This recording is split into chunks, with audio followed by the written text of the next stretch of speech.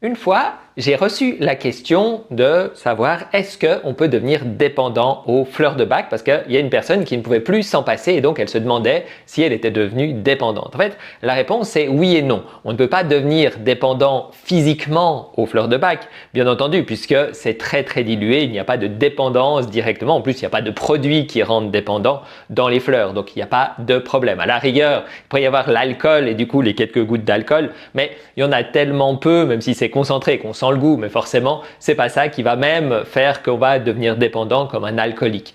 Mais par contre, on peut devenir dépendant à leur aspect émotionnel. Surtout si on prend des fleurs de bac de façon aiguë.